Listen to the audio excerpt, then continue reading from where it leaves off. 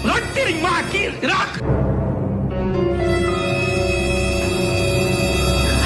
वालेकुम my YouTube family, कैसे हैं आप सब? आइए आप सब ठीक हो गए। देखिए मेरी सौतन मुझे जलील कर रही है, मुझे धमकियां दिलवा रही है, मुझे कह रही है कि तुम ये कर रही है वो कर रही है, मुझे बता रही है। मैं उसको फोन में कुछ नहीं कहूंगी, लेकिन आपका जरूर मिलाऊंगी। तो नौबत भाई यहाँ तक पहुंच चुकी है कि जात की सौतन और बुड्ढी खुसट बड़ी उम्र वाली छोटी बहू, तुम्हारी ये औकात। अब तुम मेरी आपी यानी कि छोटी उम्र वाली बड़ी बहू को, जो रिश्ते में तुम्हारे से 15 साल बड़ी है, छोटी उम्र में सास बनने के काबिल हो चुकी है, बेटा उसका 14 साल का हो गया है, किसी भी वक्त वो अपनी गोद में नन्हे मुन्ने पोते खिलाने और उनको नहलाने धुलाने वाली है, और तुम यहाँ पर उसको धमकियां दिलवा रही हो। भूल गई हो उसके एहसानात, किस तरह उसने अपने सुहाग को हंसते हंसते तुम्हारे नाम कर दिया। तुम्हें क्या लगता है कि अभी वो 2-3 साल से तुम्हारे हस्बैंड के साथ रह रही है सौतने? उसका हस्बैंड वो उस वक्त भी था, पता नहीं कभी कार मैकेनिक था कि होटल में काम करता था, या कोई ड्रिंक कॉर्नर पे खड़ा था, या पता नहीं कोई जॉब शॉप करता था। एक स्टेटमेंट तो वैसे हमारी आपी जी आपका होता नहीं है, अब मैं क्या बोलूं यहाँ पे। तो उस वक्त से मैं छोटी उम्र वाली, जो कि अब बड़ी बहू बन चुकी हूँ, क्योंकि अब तुम मेरे हस्बैंड की सेकंड वाइफ हो, जिसको मैं खुद ही बया के लाई हूँ, एक्सेप्ट किया उसको। और अब जब तुम्हें 2-3 साल में अयाशियां, जब से तुम आई हो मेरी सौतन बनके मेरे हस्बैंड की लाइफ में, हमारी जिंदगी बदल गई है, हम कहां से कहां पहुंच गए, तुम अब मुझे धमकियां दिलवाओगी,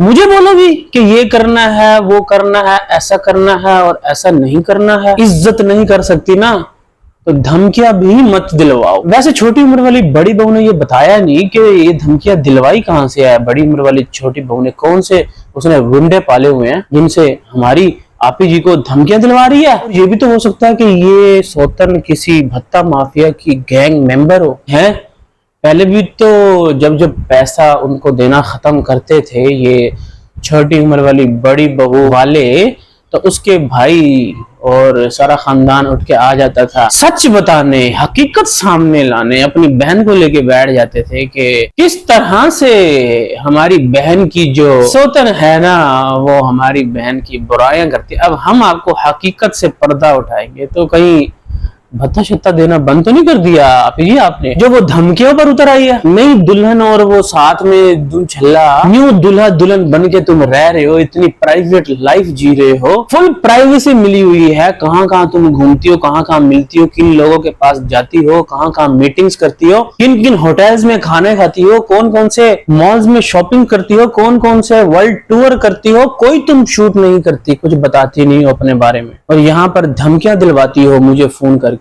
हैं मैं डरती वरती किसी से नहीं हूँ। एक तो मेरी अम्मी और चाचू चले गए हैं गांव, और वो भी इतना शोर करते थे ना घर में, इतना ज्यादा कि जैसे छोटे छोटे बच्चे शोर नहीं करते, वैसे खामोशी है घर पे, जैसे शोर शराबा ही नहीं है। तो मेरी अम्मी और चाचू इतना शोर करते थे, ठीक है ना, वो बच्चों की तरह शोर करते थे। लेकिन अब मैं उनके रूम में कैमरा लेके गई हूँ, तो ना चाचू जी वहां पे हैं विद लुंगी अपने, और ना ही अम्मी जी शोर शराबा कर रही है, और पूरे घर में सन्नाटा उदासी छाई हुई है। और अब देखो रात हुई है और बंदा भी उसका जा रहा है अपनी फर्स्ट वाइफ को छोड़ के। एक तो आज हमारे घर में इतना उदासी अम्मी के जाने के बाद, और अभी ये भी वापस जा रहे हैं, और वो भी उस औरत के पास जो औरत कोई ना कोई बात पे टोंट मार के चली जाती है। 2-3 दिन से मेरी आपी को टोंट पे टोंट मारी जा रही है, कभी सच की अदालत लगा रही है, कभी ये कभी वो, बैठ जाती है मेरी आपी को गंदा करने के लिए। अब मेरी आपी बैठेगी ना, तब तुम्हें पता चलेगा कि क्या।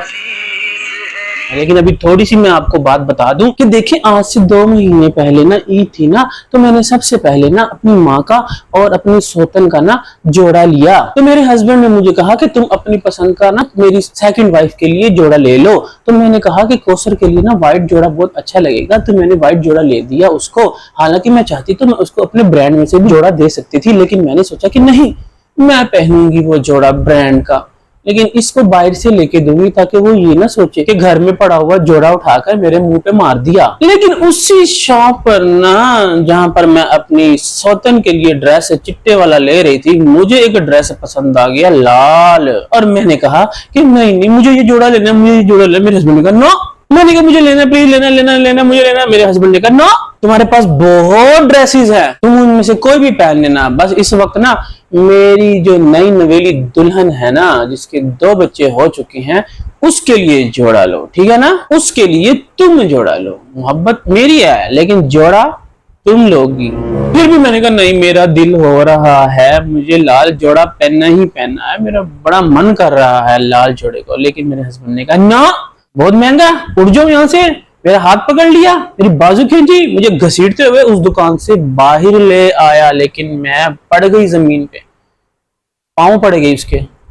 मेरी एक ख्वाहिश पूरी कर दो। मेरी बचपन की ख्वाहिश थी कि मैं एक ऐसी ईद आएगी 2025 में, तो उस दिन ना मैं अपनी सौतन के लिए जब जोड़ा लेने जाऊंगी ना वाइट, तो मैं लाल जोड़ा पहनूंगी और फिर फोटो फ्रेम करवाऊंगी। लेकिन मेरा बंदा किसी भी तरीके से मानने को तैयार नहीं था। वो कह रहा था कि बस अब कौसर और अम्मी का ले लिया ना, अब तुम चलो। मुझे जबरदस्ती वहां से ना वो जोड़ा किसी भी तरीके से ऑक्युपाई करके आना पड़ा। और फिर जी मैंने वो जोड़ा पहना ईद के तीसरे दिन। और ईद के तीसरे दिन हम एक दावत पर गए हुए थे। वहां पर उन्होंने रख लिया गेम, और उस गेम में ये बताना होगा कि आपके हस्बैंड आपको कितना जानते हैं।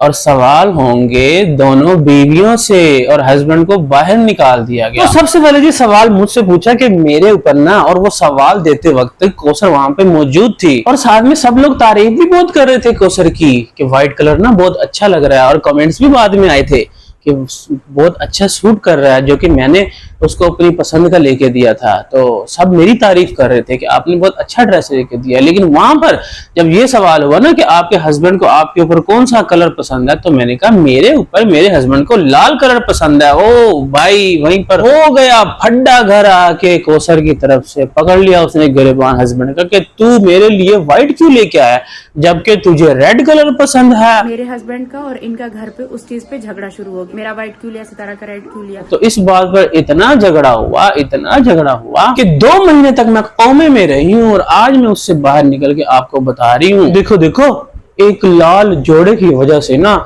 कितना टॉर्चर किया गया है मुझे। और ये सारा टॉर्चर ना हर वक्त मेरा बंदा, मेरा जो मर्द है ना, वो मेरे पर ही करता है। अब मर्द है ना तो उसके सामने क्यों नहीं बोल सकते? मेरे सामने आके तो बड़ी जबान चलती है तुम्हारी, सारा हक जिताना तुम्हें मेरे ऊपर आता है। वो वाले मर्द बन के दिखाओ ना, जिस तरह मेरे ऊपर जुल्म के पहाड़ तोड़ते हो ना, इसी तरह जाके अपनी सेकंड वाइफ को भी बोला करो ना। तो आप ये वाला मर्द बन के उसके सामने क्यों नहीं बोल सकते कि वो मेरी पहली बीवी है? उसके सामने तो तुम्हारी चलती नहीं है, उसके सामने तो तुम बोंगे बन के बैठ जाते हो हैं। उसके सामने तुम्हारी जबान नहीं चलती, तुम्हारा दिमाग काम नहीं करता। यहाँ पर ही आके तुम्हें जबान दराजी करनी होती है, बदतमीजी तशद्दुद करना होता है मेरे ऊपर। तो ये थी रेड सूट की सारी कहानी। और उसके बाद भी वो बाज नहीं आई, धमकियों पे धमकियां दिलवा रही है फोन कर करके। और इतना मैं डरी हूँ ना, इतना मैं डरी हूँ कि आज ना मैंने अपने हस्बैंड को घर ही नहीं जाने दिया, उसको मैंने बेड पे लिटाया। जो मैं रात को डरी हूँ, अब मुझे डर नहीं लगेगा। और इस तरह लिटाया जैसे जिंदा लाश पड़ी होती है ना, यूं यहाँ तक जब हम जाते हैं ना कहीं देखने के लिए, तो वो यहाँ तक उन्होंने चादर दी होती है। तो वो इस तरह से उसको पूरा का पूरा ना लिटाया गया, पूरा बेडरूम सीन दिखाया गया कि वो बंदा जिसके बारे में लोग बोलते हैं हर वक्त सोफे पे ही पड़ा होता है, तो आज इसको बेडरूम में दिखाया गया, और वो भी रात के वक्त। ऐसे तो फिर ऐसे ही सही, अब मैं भी जलाऊंगी अपनी सौतन को, अपने हस्बैंड को बेड के ऊपर लिटा के दिखाऊंगी। अब उसकी जैसे जलेगी ना, मजा तो अब आएगा। अब मुझे वो इज्जत चाहिए, अब वो पुराना वक्त ना वापस आ रहा है। एज में मुझसे कम हूँ, रिश्ते में मुझसे बड़ी हूँ, मुझे भी